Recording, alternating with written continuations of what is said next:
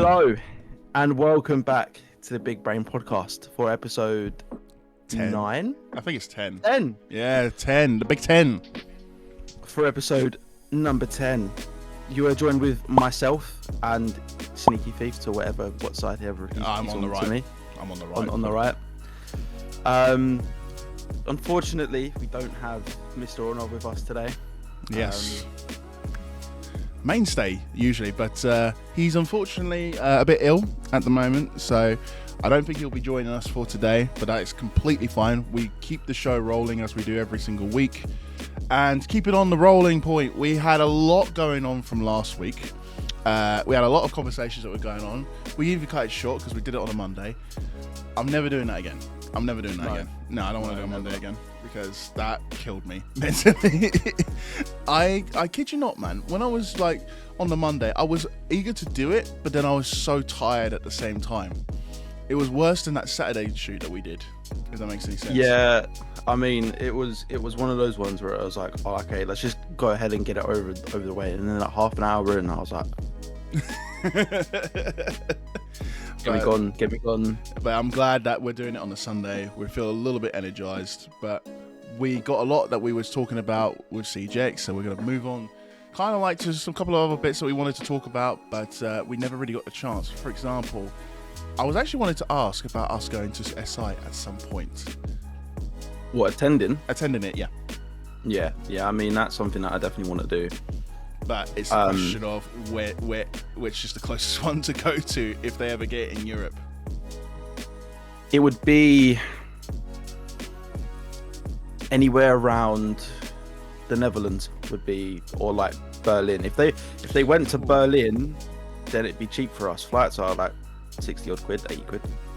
You know what, actually, to be thinking about it, I'd probably most likely be where it is. Because they did do one in Paris a couple of years ago during COVID, so I think they'll probably go back to France, but then again, flights to anywhere for Europe for us is quite cheap.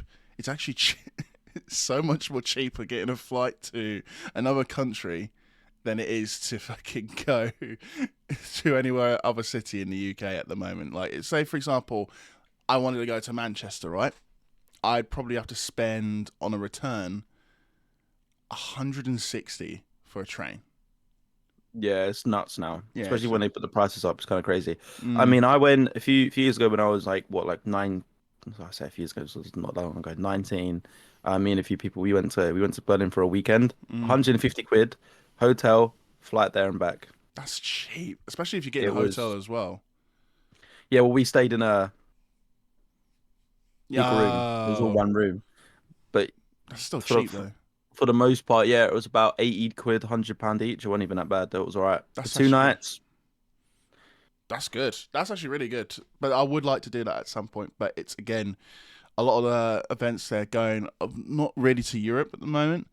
They usually do like a major event in Europe. That's a given that will go. But I would like to have an SI like in Europe again. But yeah, probably most likely being like the Netherlands. I mean, going to maybe Katowice in Poland probably would be like the stadium there. Yeah, I mean, Berlin, yeah. Yeah, I think right now my thoughts are Berlin probably be the next major. Oh yeah, I would love to go to visit Germany. I've always wanted to visit Germany for a while. It's nice. It's nice actually. It's really nice. The hotel we stayed in, the people there were lovely, and the food it's not bad. It was pretty good too, and it wasn't even that expensive either. As in like to go around and do a lot of things. Yeah, we didn't really do much. We did a bit of sightseeing. Nothing too crazy. Locals were fine. I mean.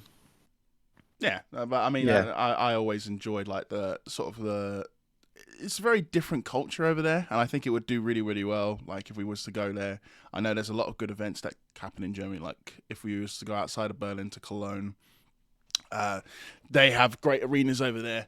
It's just an awesome experience for me to want to go to. Like I say, just Germany for me personally, because every other country would be nice, but I feel like Germany is like the best place to go. You know what I mean? Yeah, it's good. Barcelona is also very nice. Stop. You're making me think of ideas to just go on a holiday when I have money in my pocket. I've been trying to go for a long time, but it's to get. Do you know what the issue is? You know, one of those ones where it will make it out the group chat, but then people would be like, "Oh, I don't know," or "I'll do this date," Ah, or "I can't yeah. do that date," and then all of a sudden it's like everyone's not gonna go. Yeah, So yeah, yeah, yeah. It's yeah, one of them ones. the last holiday, like proper holiday I went on Mm. was the Greece, and then that was when I was a lot younger. Oh, We Greece went is we went nice. to we went to Rhodes. Oh no, tell a lie. No, I went a few years. I went like 2, 3 years ago actually. Went back to Greece. Oh, okay. Fair enough. Fair enough. That was all right. The last holiday that I went with friends wise, I went with my mum to Lanzarote. But like last place I went like friend wise was towards Norway, which was, dude, it's somewhat expensive, but oh my god, the water is so clean. It is actually unreal. I tried the water there and I was just like, yo, what the fuck? This tastes good. The one place I think we should go, Mm. like generally, is to Bormio in Italy. Ooh, I've wanted to go to Italy. I've been there about 4 times. Mm. I've not once left that place unsatisfied. I've Okay. not once left that place thinking that, oh, I'm never Ooh. gonna go back there again. Okay. I leave that place wanting to turn back around to do another week. Ooh, okay. That's it's a ski resort. Okay. So it's like ski mountains and stuff like that. And Mm-mm. there's a bar on the mountain, which is great, obviously. Mm-hmm. Um, you can have a ski instructor for like your first day for like nothing Oh too as wow. well. If you need a refresher, they just help you. Mm. And then there's also that there'll be these people you're not allowed to wear. I say you're not allowed. I think it's people that do. But the blue jacket people, they're Mm. the people that like know what they're doing, Yeah, yeah, yeah. essentially. So they'll just help you. Okay. Obviously the food is great, and the hotels aren't like your standard hotels. They're apartment hotels. Oh, okay. So it's a hotel, but it's like you have a downstairs and an upstairs. Ah, okay. I actually quite like that. Oh, that sounds enticing. I mean, You can get your standard hotels, obviously, but the hotel that I stay at, I know the woman that okay. that runs it, so I always book and then I go there. I'm like, oh my God, Hi, you it's remember me again. me? Hi. Back again for another brilliant experience. But I'll tell you what, mate, going back to sort of Siege stuff and SI, and we want to go back into that. There was something that I want to talk about, I've noticed, and a lot of other people have started to notice, right? So we talked about FaZe Clan winning and how did BDS like get to the position that they were in, right? But here's the truth. I'm going to point towards you, right? So this is what I've noticed. So from 2020, they did a best of five, and they've done this like lower bracket run, right? Now, for 2020 and 2021, they did this like a stipulation where if you won the upper bracket finals and gone into grand final, you gained a map advantage. So it became like you had one map out of a best of five by default. So there's 4 maps instead of 5 maps being played. They got rid of that in 2022. And from 2022, and I checked through all of this, every single winner of the 6 Invitational has come from the lower bracket. Oh wow. Every single winner.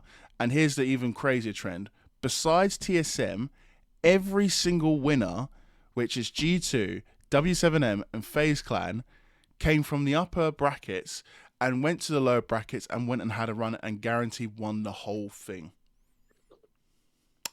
So my So question could be a motivational thing then, couldn't it? but my question is, do you believe, and I'm starting to get this idea that maybe having a lower bracket tier is more advantageous than upper brackets because you're playing inherently more games than typically those that reach the grand final, and you're also getting more momentum around you because you're in that, you have basically you got to win or you're gone, and if you keep winning, you keep winning, you keep winning, you get to that spot to where you're very likely in your head going, I'm going to win this.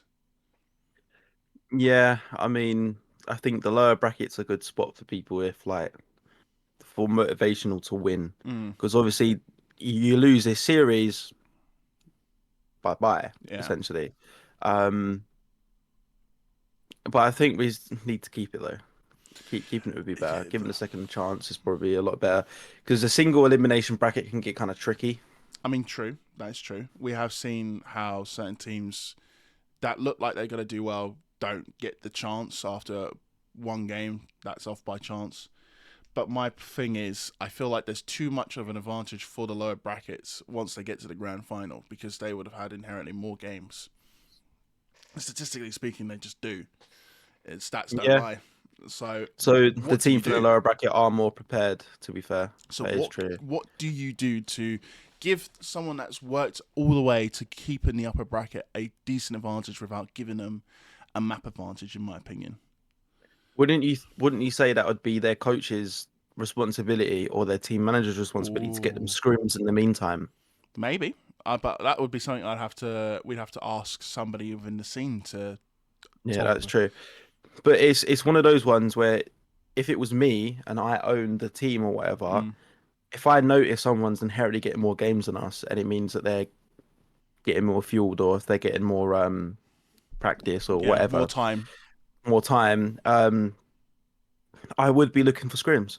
Mm, Because what you don't want to do is this lower bracket also start happening. You're in the grand final. This team's beating all these teams. They're getting all these games, and your team's just sitting there watching, doing nothing. You don't want that. You want them to keep fresh. You want them. So I would get scrims.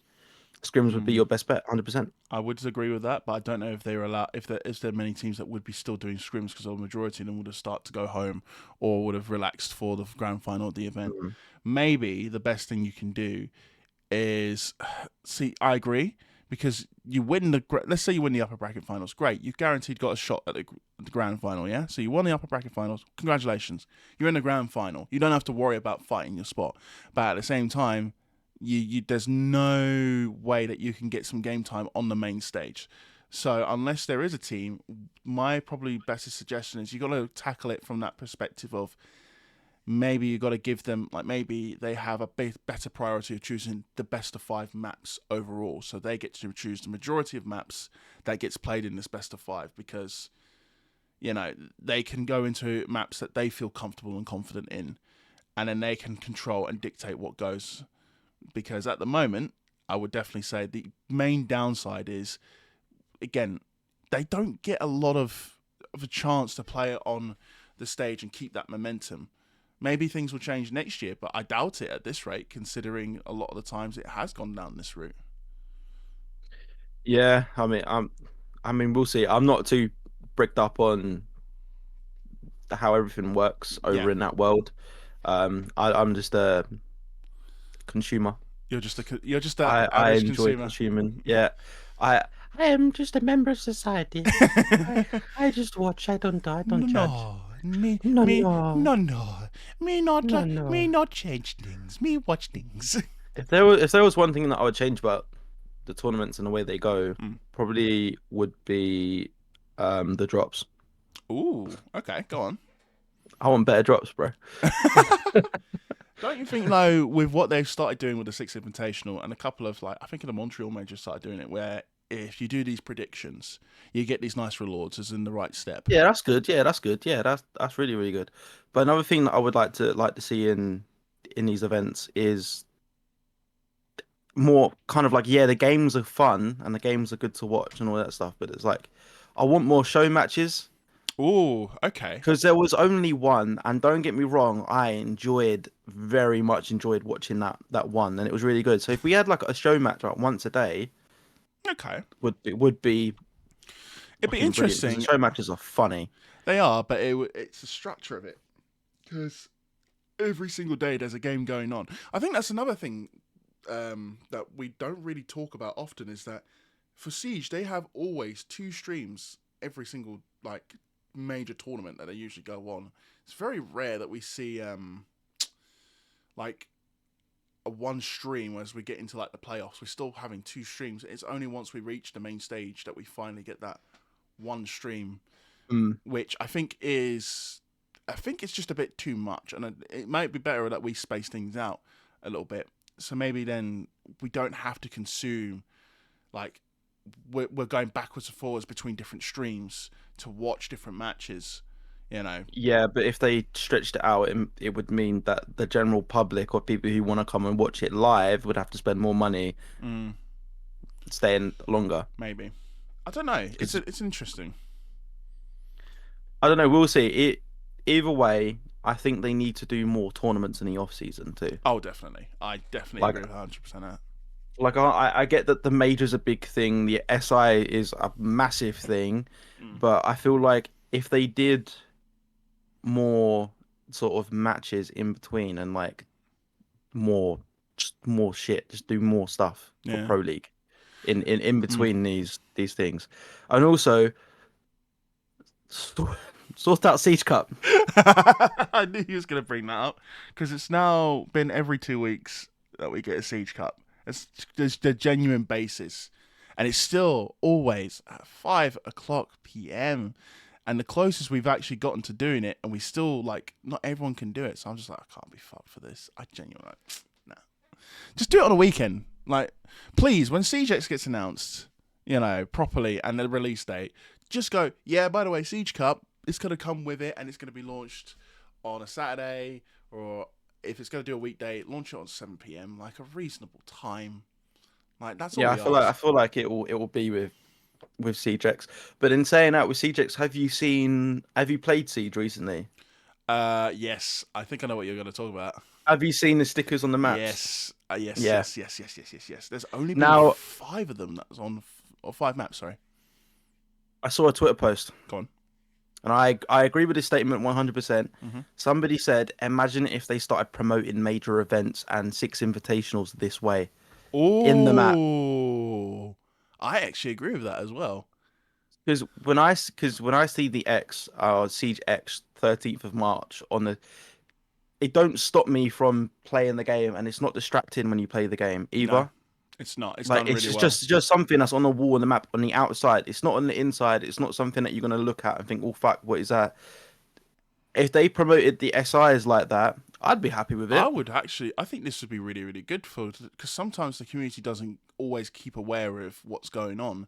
So Yeah. I think I've heard like rumors going around that they are going to put a bigger focus. There was an interview actually. Something that I actually noticed was Varsity Gaming did an interview with Alex Capazzi, the creative director of the game, for like a whole Mm. 40 minutes. And one of the things was, how would you try and incorporate? And it was interesting to hear him basically saying, I quote, "We took the esports like scene a little bit for granted, as in like people's appreciation for the scene and stuff like that, and they didn't incorporate enough. And now they're gonna there is things in the background that they want to do to get more eyes on the esports scene, more ways. And I think having like subtle, like little stickers, or say like if you're playing on Bank, one of the posters just literally is a billboard stating when SI is going to come out.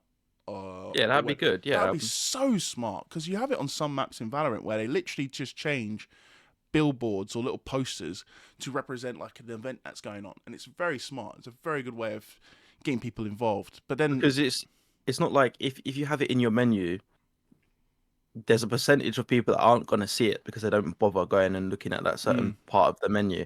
But then if you put it in the map, not only is people going to be not forced to see it, but they're going to see it. Nearly 100% of your player base is going to see something like and then that they'll get and more think, interested. oh, Yeah, yeah. And then they'll search it up and then they'll be like, oh, okay. And then someone's going to go, oh, it's in my area.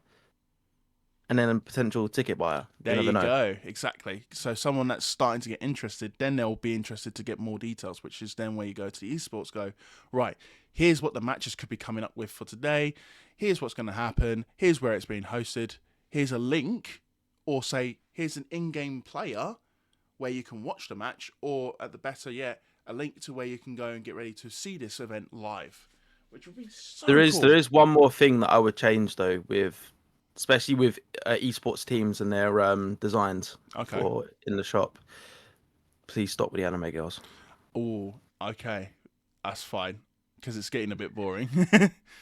No, Like no, that's I fine. understand they're cool designs, but it's I feel like every team's doing it now. Yeah, I think that's more down to the designers, really, because there are some really cool designs, like MIBR's design. It's not anime, and Legion, yeah, it's good. that's so nice. Um, and I think more teams are starting to go towards like different areas and just really getting variety in there. One of my favorite ones was actually CAG back in the day, where they did a whole uniform where it was just like made out of like rubbish and shit for Castle.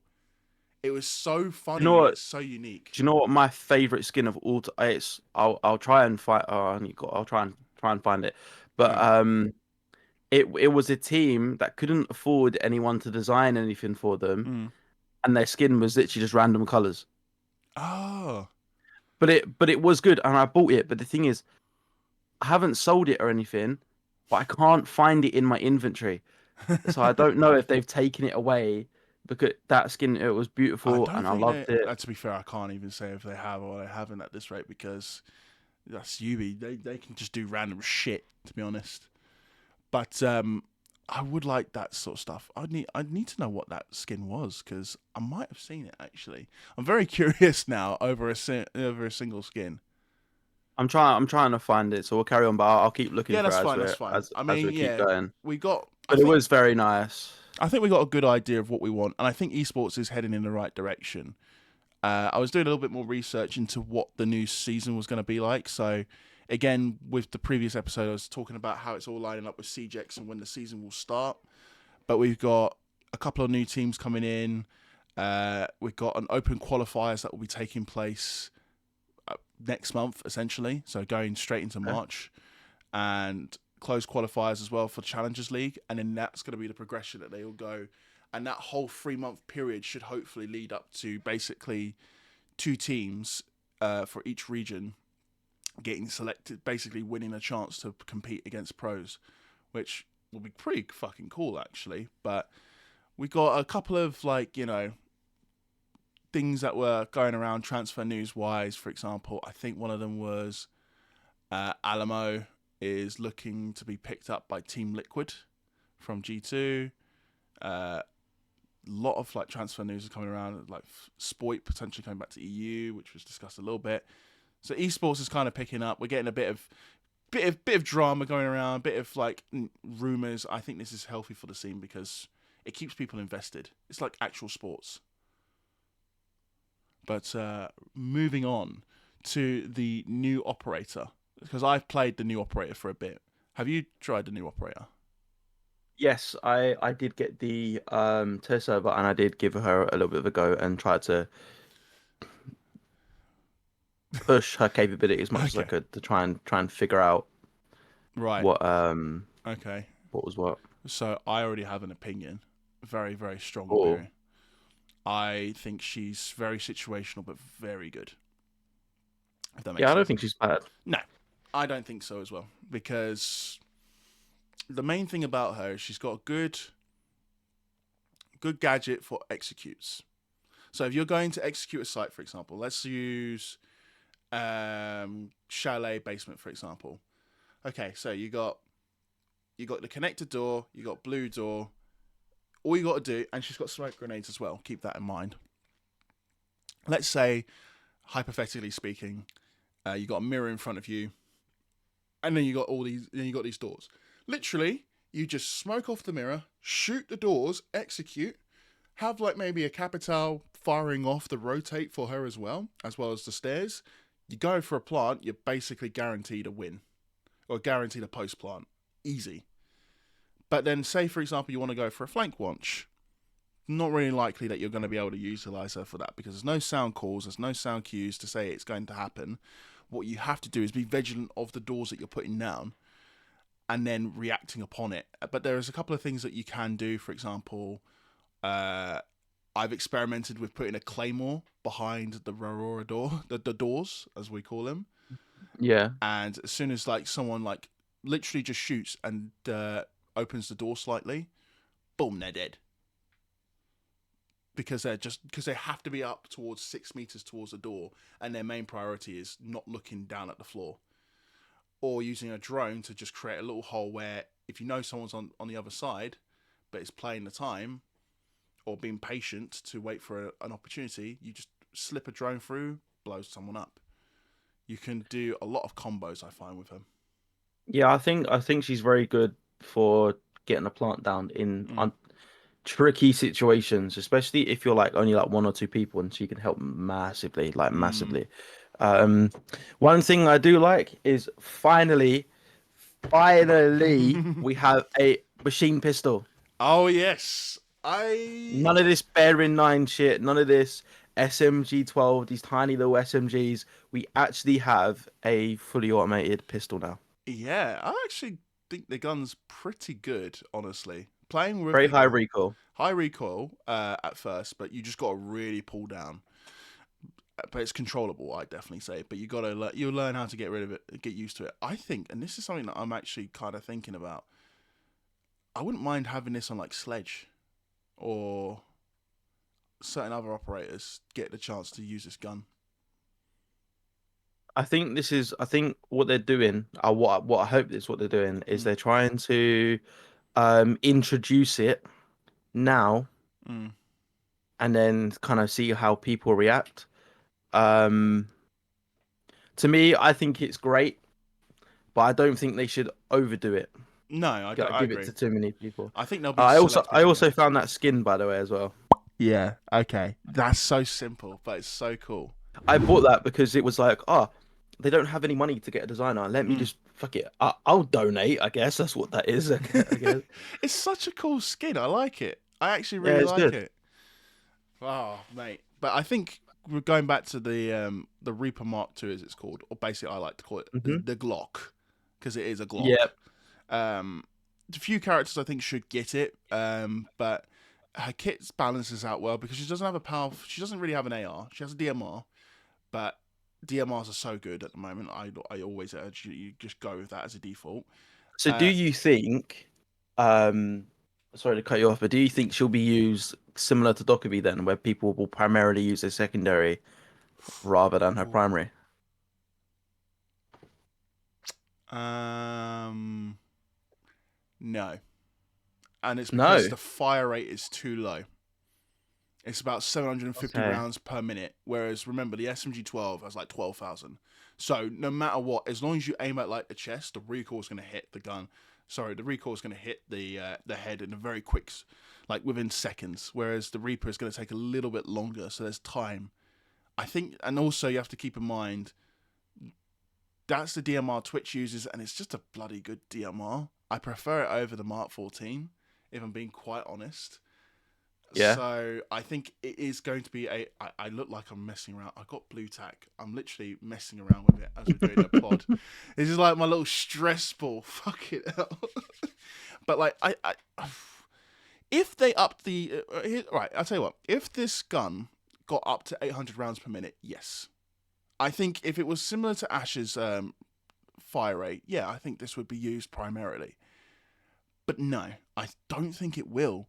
Maybe I'm wrong, but when I use her, because the DMRs are in such a good spot, I typically use her DMR over, and the secondary pistols more if I'm getting really, really up close. Say going into a tight angle. Whereas with Dokkaebi, I could still somewhat get away with it at long range, but that's when I start to switch to DMR. So I don't know. I'm gonna go with no. I'm gonna go no. Hold on, let me get in my relaxed position. There we go. There we go.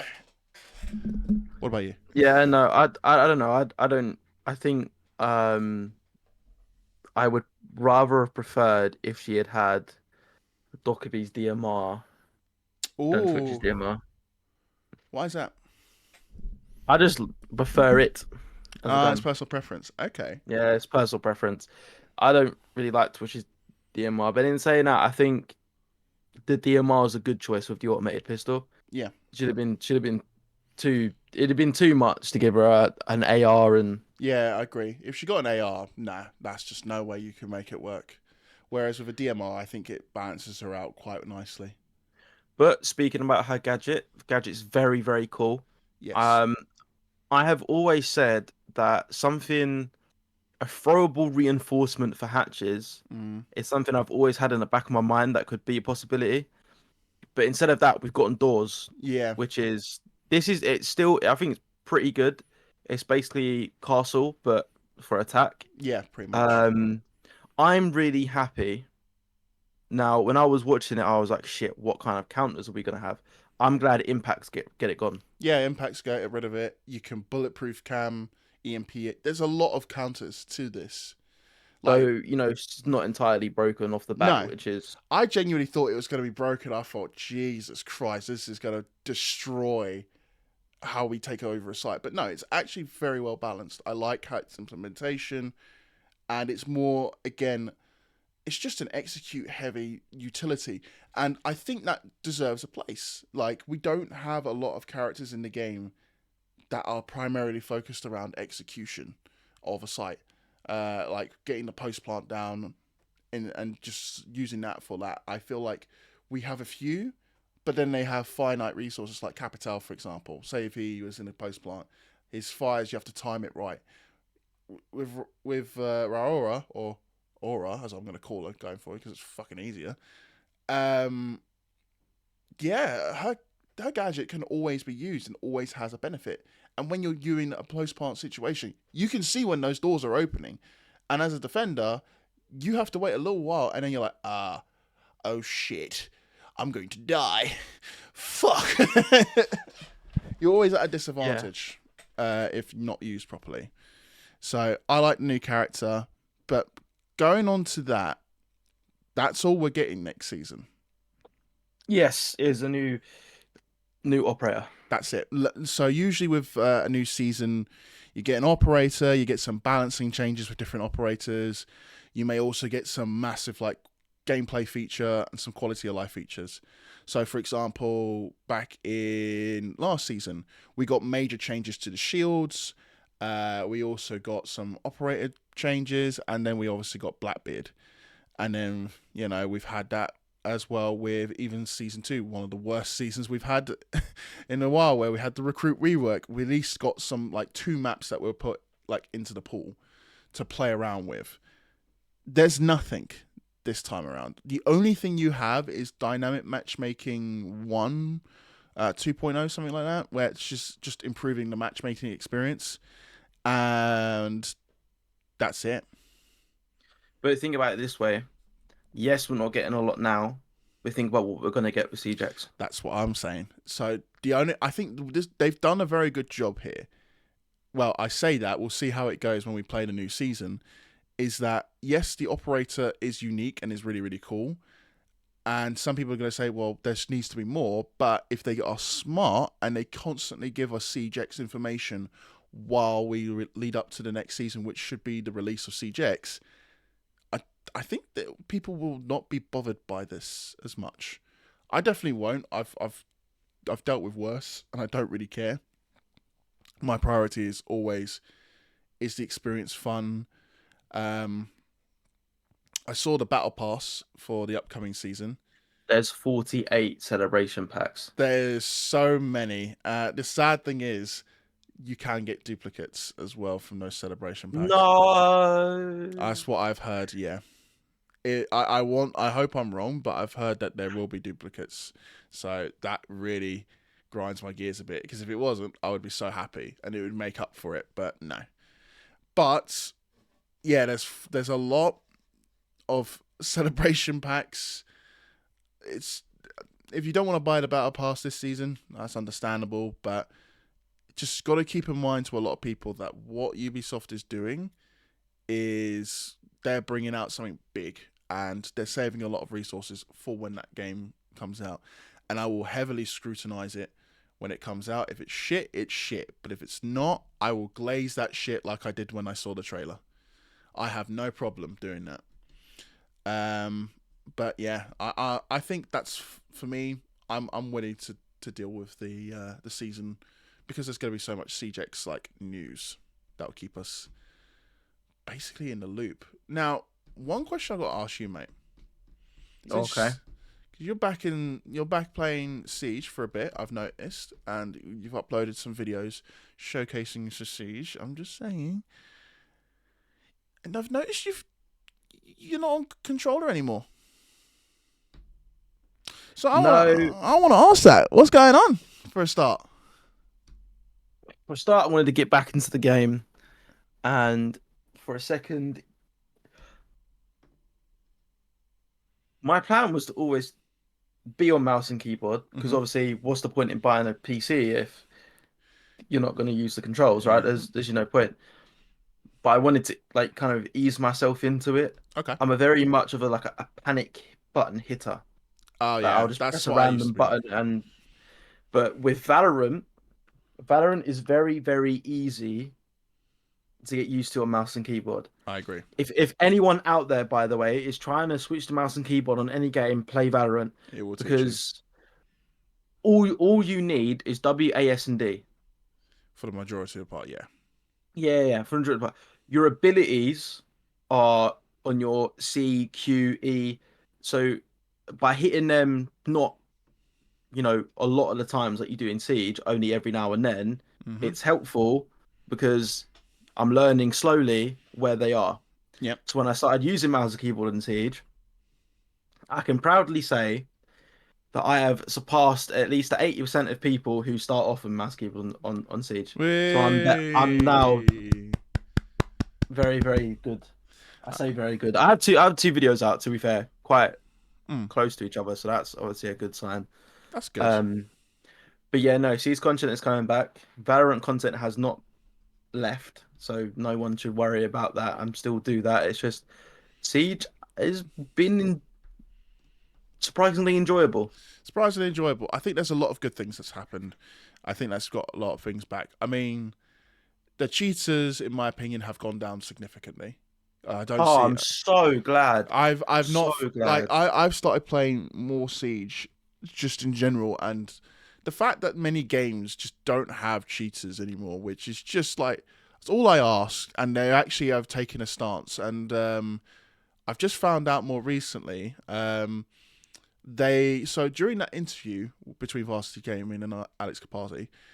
So you remember when they said like they're about Mousetrap doesn't ban people, right? Now my initial response was like, why are you not banning them? Because they're disrespecting your rules. So apparently the reason is that they know that their tech is not 100% perfect, and they want to put in perimeters so they know if the tech is working properly. So then, slowly but surely, they can say with confidence that when our tech knows that it's got with like 99 to 95% certainty, they'll start banning mousetrap users for consoles. They've started doing that now. There's been like a first wave of permanent bans for those that are Really? yeah. Wow. Yeah, so there's that. I mean, they've shut down Clar.gg several months ago. That's a fucking huge dub because that was one of the main distributors for cheats. I think they're on the right direction with cheating in this game, but Yeah. right, okay, let me just say it as it is, okay? So with CGX, we have to bring up this conversation, and I didn't put this in the topics. There might be a chance it goes free to play, and I'm a bit concerned. Right? Um, And I'm going to say it from my perspective, okay? And I see the positives and the negatives. The positives is this: you give everyone more easier access to play the game. You allow you're allowing yourself to basically put in better monetization practices for yourselves. I'm not saying that these monetizations are going to be perfect, but they'll become more sustainable for your product, right? So for the company, it makes more sense because then they can start pushing bigger monetization practices or greedier monetization practices where essentially you can get like really impressive skins that are like more animated than ever before, but you pay a premium price for it and people will do it. And then boom, you can justify that without having to say, well, I paid £15, I should get this, blah, blah, blah. It's a free to play game. However, you're now opening the floodgates for anyone that wants to play Siege. They'll have an easier time getting into the game and cheating as a result because there's a slight. And people will say, look, you don't have to pay as much for the game these days, which is correct, but there's still a paywall that you got to go behind. You don't have that anymore. And I'm personally a bit nervous. I've seen games where they've done that, like for example CS, and it don't end well. It does not. I feel what they should do is, and it's gonna sound super duper selfish, and it's gonna sound really bad, but I feel like if you own a copy of Siege, Mm. Siege X is an update. Mm. It's just you get it. You just get it, right? You've you've got an account. Mm. If you don't You got to pay. pay for the game, yeah. Because Yeah, the one thing I don't want to do is, or see, is that people are like, oh, I want to try Siege, but I don't want to buy it, you get and many then free it comes it weekends. comes it comes free to play, and then there's a big flood of people coming in, Mm. and then it's like I said to people, I want more people to play it, but Agreed. the issue is a lot of the people that are playing it now are just Jinxie clones. Yeah. It's going to be Yeah, hard because right now we're in a state, right, where I'm looking forward to seeing more people playing the game. And I think we're going to see, truthfully, in my opinion, when CJX comes out, we're going to see records getting broken again. Unless yeah, it's buggy as fuck, we're going to see that 200,000 on Steam get beaten. Because people love this game so much. And I want people to experience it. But people may say like the problem could be that if you bring in new people, the skill you'll be facing less skilled people. I don't care because people need time to play the game and get used to the game. What I do worry about is are the methods that they're putting in, even though they say it on the sheet, it is doing a job. Is it going to be good enough for a free to play environment? Because if it isn't, that's where you're going to start going back to square one, and you have to do all the work to get where you are to do everything again. I'm hoping that and this is something I wanted to talk about next, which is ShieldGuard, where they're putting more emphasis on. Oh, got to get my blue tack off the floor. Got to get more emphasis on the anti-cheat aspect of the game, and I feel like obviously they got to be vague enough that they can't reveal everything, because if you give too no, much information to the cheaters, they're gonna be able to basically get whatever they need and then go. And they can't. And one of the things that was also interesting during the interview is they can't immediately ban the person that they discover, because then it allows cheaters to basically test theories. They get an instant result and then they can work around it. So they do it in certain ways, which makes sense when you think about it. yeah, of course, So you're basically delaying a lot of things so that cheaters have to try and think, and by the time they think, a new implementation is put into play.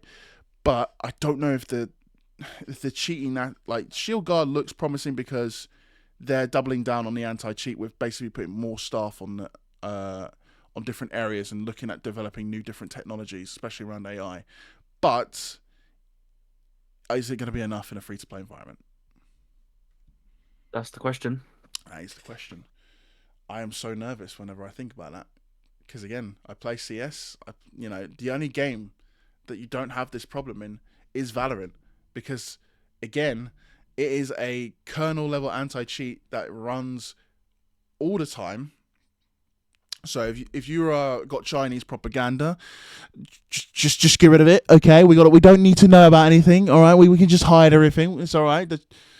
But if you got like, I don't really care about that sort of stuff. I feel like certain regulations do need to put into place when it comes to cheating, because it's against the law. At the end of the day, you're damaging a product that has been put Yeah, to the exactly. consumers. So I think there should be regulations, and if there is no regulations, stricter measures need to be put into place, and we can have that conversation over the moon for millions of hours. But the fact of the matter is, there's a reason why Valorant doesn't have this problem, right? Once they find like cheaters, they get ban waved, shut down very very quickly and effectively.